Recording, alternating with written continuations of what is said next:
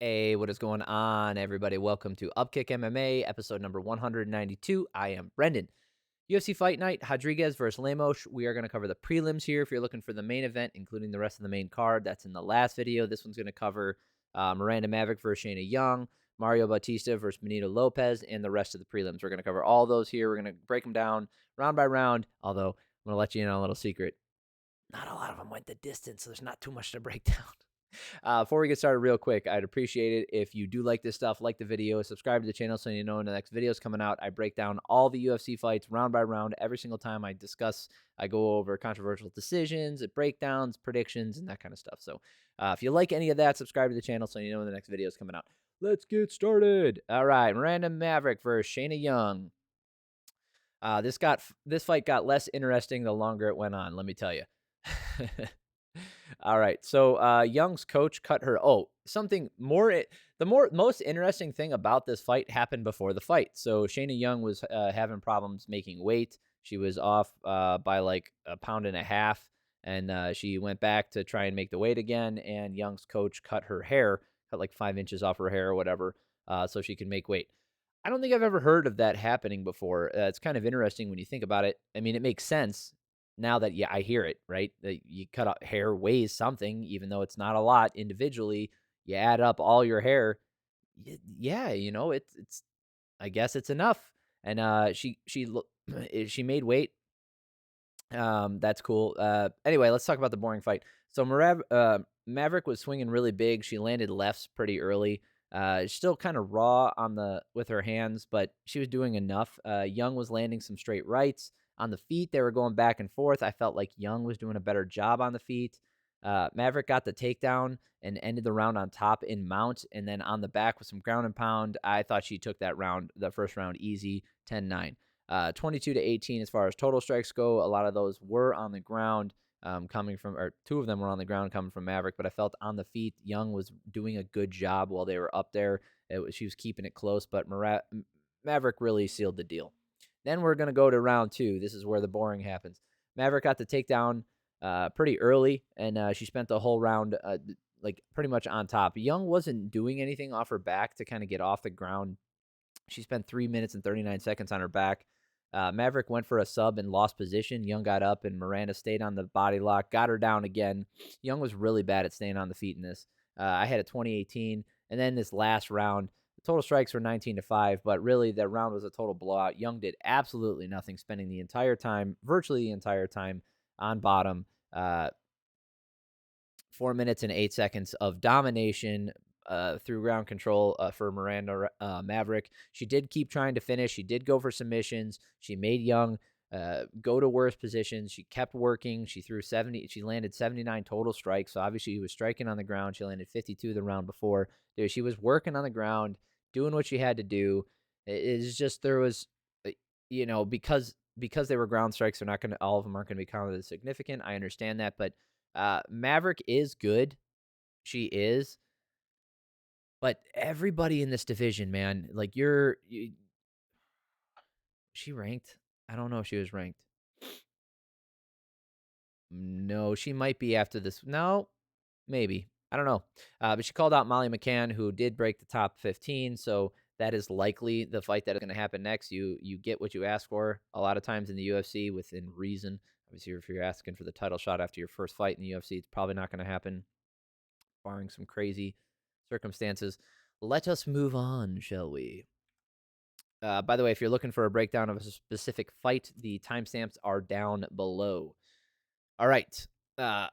Mario Bautista versus Benito Lopez. So Benito Lopez had a long layoff. So the last time he fought in the UFC was back in 2019. He did go 3-1 in the UFC, but he took some time off, really shoring up his game.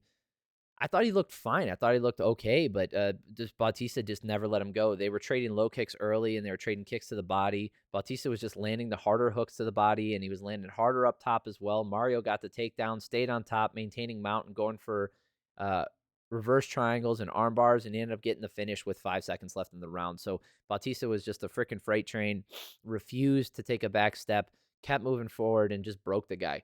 And I guess there was a little bit of shit talk before this. I don't know if that really fanned the flames or anything like that necessarily, but you go in there with a performance like that. I think, like I said, I'm not down on Lopez. I think he has a lot of skills, and I remember him from before. He wasn't bad to begin with. I think he's got some room to move up. Jinh Frey versus Polyana Viana. Fast fight. Frey landed. Her hands look good. She looked good, but she held her head up really high. Took 4 or 5 shots right to the face and got fucking knocked out. So really quick win for Polyana Viana. Not much else to break down here, guys. I mean, Jinh Frey. Boy, I don't know if she's gonna have a. I don't know if she's still gonna be in the UFC after this one. She might get one more. Might get one more fight. But this is straw weight. It's more competitive. They're not short on contenders or good fighters in that division, and it just was not a good look for her. I don't think she's going to make it. I don't think she's going to be in the UFC anymore. Is what it is.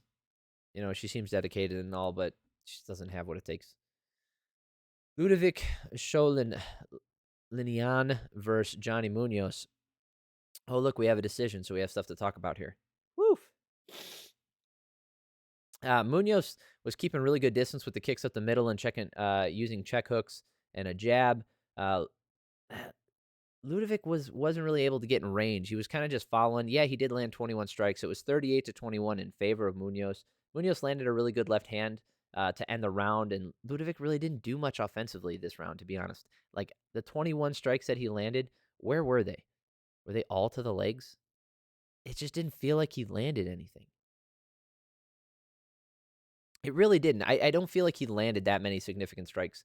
Obviously, I wasn't counting, but it just didn't feel that way. It was very clear that Munoz was out on top. Second round here, Liudvik finally got a takedown, which he is a good grappler.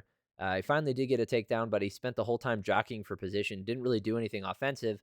Munoz did damage against the fence while he was defending. Munoz landed really well in this round, too. He was kind of tagging him. That's why Liudvik went for the takedown. So the striking numbers are a lot lower, 19-9 in favor of Munoz this round, but that's because, the whole time was spent in the clinch. Not a great round for Liudvik. So he really needed a finish in this last round.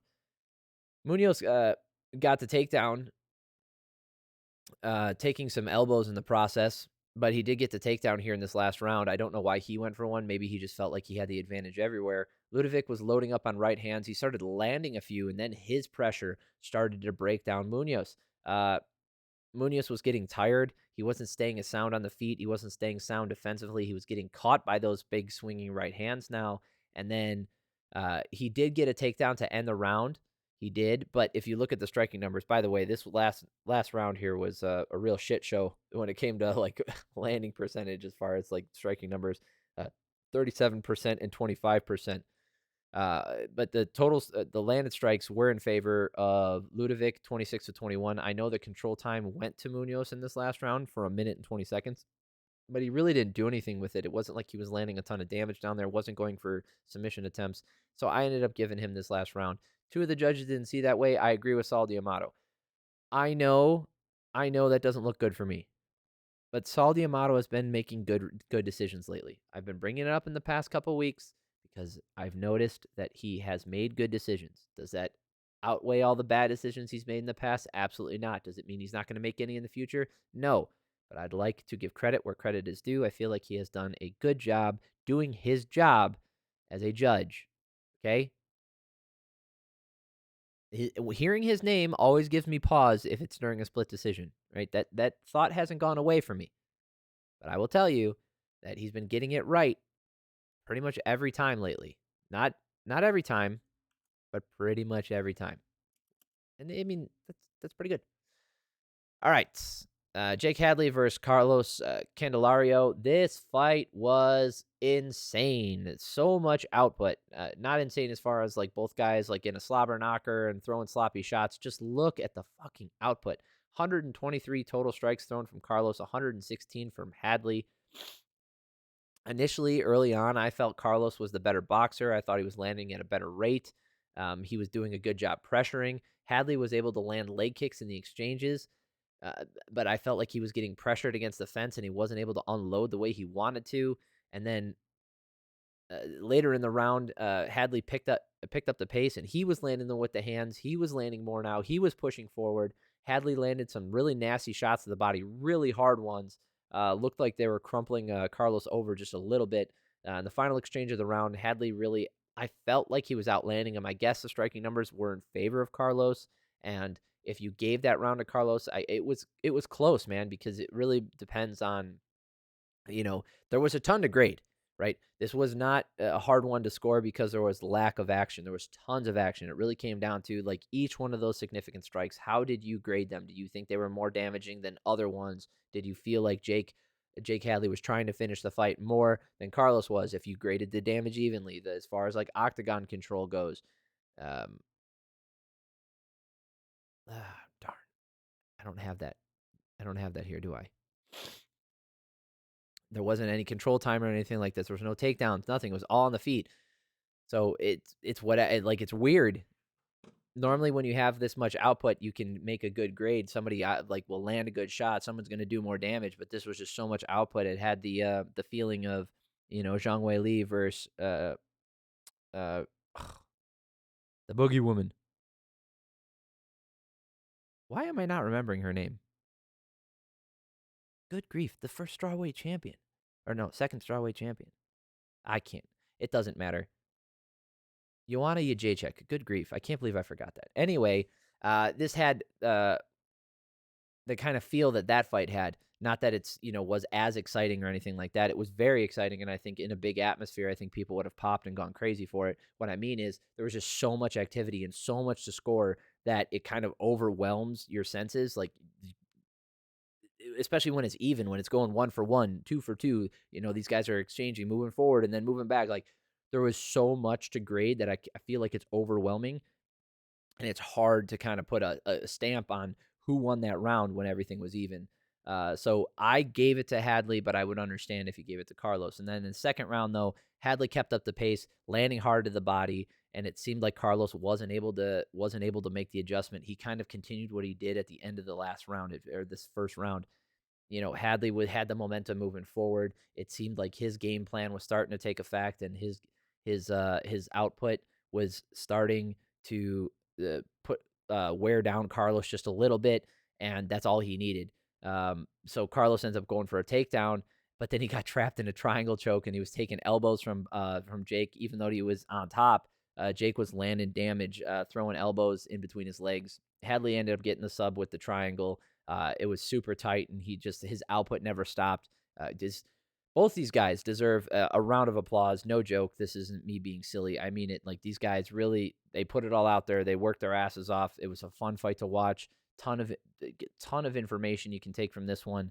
Great striking, fun grappling when it did go to the ground in the second round just a little bit, mostly from Jake because, he stayed active off his back, and just the output, the work rate. These guys did not stop. Fun fight to watch. And then we will talk about the first fight of this card. The excitement that I had from this last one will not carry through. Oh, sorry about that. All right. Ramona Pascual versus Tamires Vidal. Vidal tractor getting the win here. She took forever getting to the cage. I feel like her dancing was more of a story than what actually happened in the fight. So I know people say, like, well, Israel Adesanya danced like this. He had a whole production. He had his dance team come in. He had the breaking team that he came. Yeah, that was for a title fight in the main event of a pay-per-view. Okay, a little bit different. This is the first fight on a fight night prelim. Okay, so calm it down just a tad. I'm not saying you can't have fun in there and dance your way in, dance your happy ass in there. Go for it. We've seen it all. We've seen it before. People love it. You have your fun. You have, like, show your personality, all that good stuff. She stopped probably about 20 times to get her little breakdown, do her little dance, if not more. And then, like, you're like, okay, now she's walking. Nope, gotta stop and dance again. What the fuck? She, like, there was this point where I feel like she was like 10 feet of where 10 feet away from the cage where, the spot right outside the cage where you like the referee pats you down, does all that stuff, the final checks before you go in. And it was like 10 feet before and she was walking. I'm like, okay, fine, she's done. And then she stopped and it did like a fucking 30-second breakdown. The commentary team was even saying, like, Dominic Cruz mentioned, like, I don't know how they found a song this long. So bad.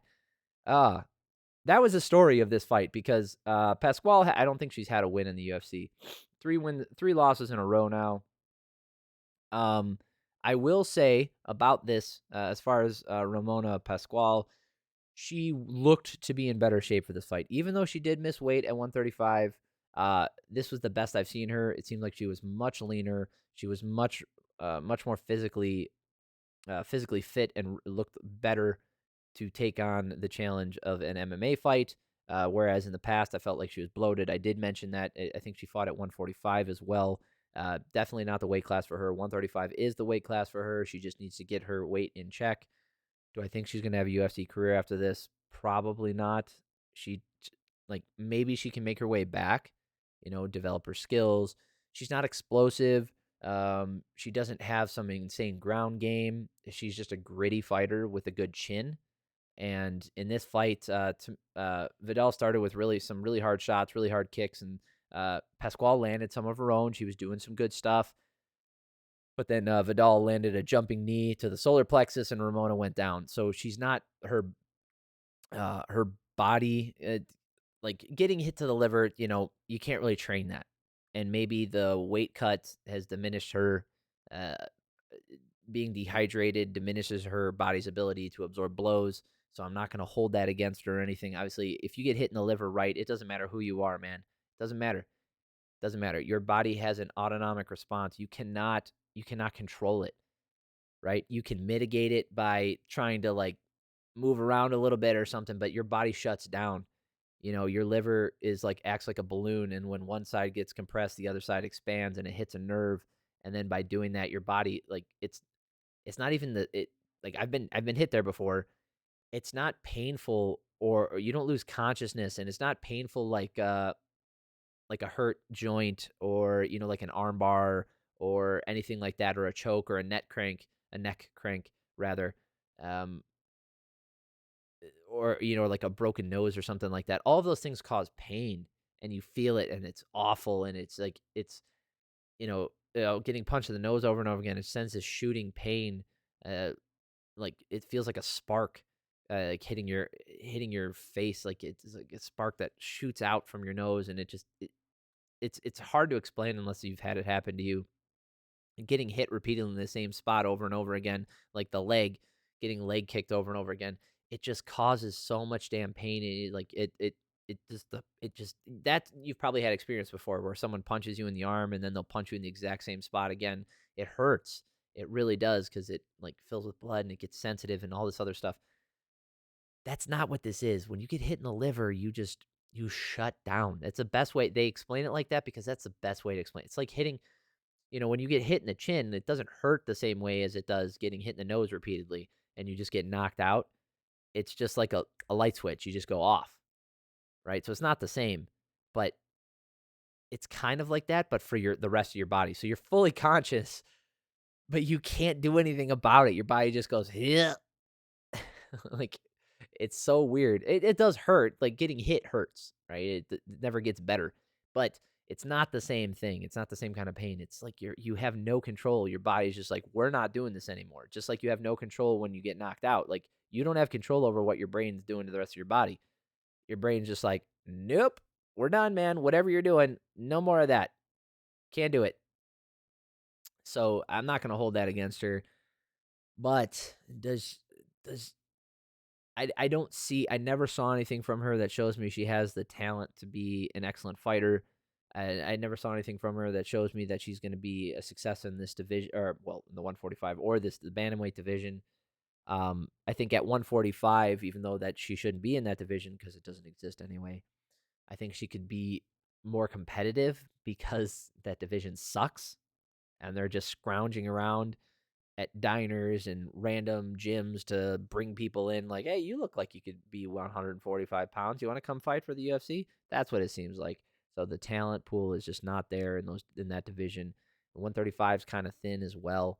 We don't have a lot of challengers for Amanda at this point. So even with that, I just don't feel like she has a place here.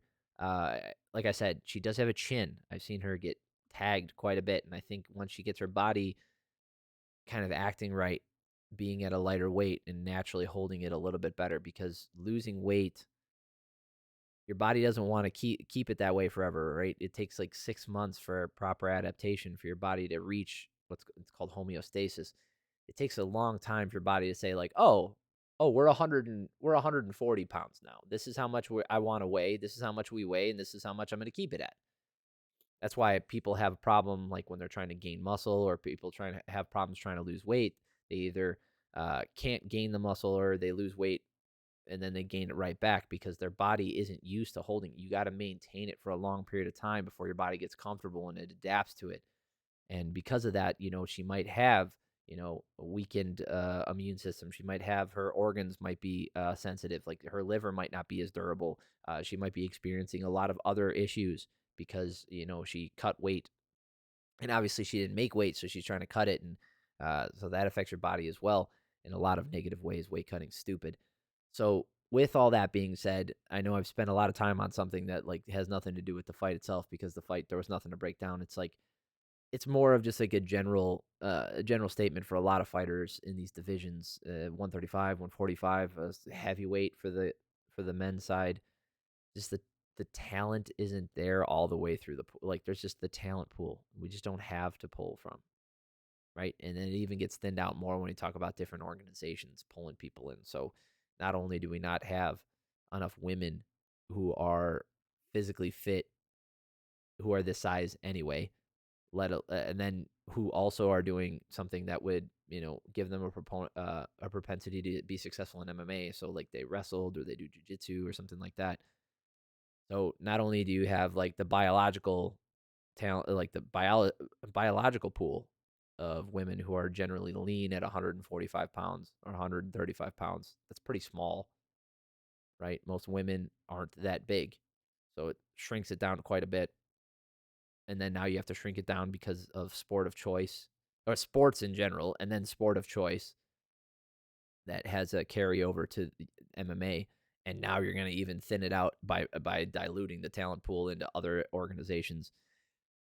I think these divisions are have been slowly dying. I mean, I think they've been slowly dying for the past 5-6 years. I think ever since Holly Holm was champion, there was a little bit of excitement once Amanda became champion, but I think that died out pretty quick when she cleared out the top of the division, and obviously she fought Shevchenko again. I just don't think it's there. 125 has some new contenders, right? They do have some contenders at 125. Obviously, 115 solid. We have a good talent pool. Obviously, there's some people with some mediocre technique who are still in there because the total pool isn't there, but the top 15 are excellent fighters. Top 15 in the 135 division. I mean,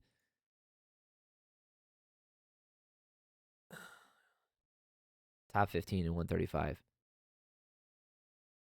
Myra Buena Silva, she's not bad. But she probably cut weight down to 125 to be honest. Norma Dumont, not great. Lena Landsberg, she's okay. Misha Tate's still ranked. Kel Rosa, Macy Chiasson, she's better. Penny Kianzad, better. Yana Kunitskaya, she's not great. Raquel Pennington, she's like part of the old guard. She's not bad. Irene Aldana's very good. Holly Holmes, very good. And Ketlin Vieira is very good. And Juliana Pena, very good.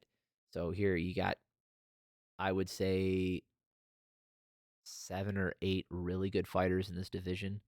Maybe 9 if you count somebody, like Mara Bena Silva. I wouldn't. Norma Dumont, maybe. I wouldn't put her up there either. That's what I'm saying is in this division, because people outside this ranking, I don't think there's any, to be honest with you. I haven't seen anything in the bantamweight division that really shows me that they're ready to even like sniff a title shot, let alone challenge or sniff like a top 5, let alone a title.